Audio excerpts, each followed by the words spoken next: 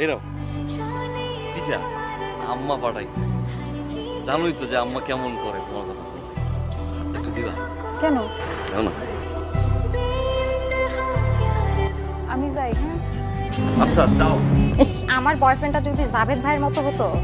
আমি আছি বিপদের মধ্যে, ঝামেলার মধ্যে, আর তুই ফাঁসামি করছিস আমার সাথে। ও মা, তুমি একসাথে দুই নৌকা পা দিচ্ছ আর আমি কিছু বললেই দোষ। আপনি এখানে এসে কি করতেছেন? তোরাই ধরছো কেন? তুমি তুমি তুমি পাল্টাই গেছো। শুনো, আমার না এখন পড়তে বসতে হবে, অনেক পড়া আছে। এই শুনো, নুরির সাথে আপনার সম্পর্কটা কি? আরে মেয়ে আমার প্রেমিকা। এটা আপনি কি বললেন?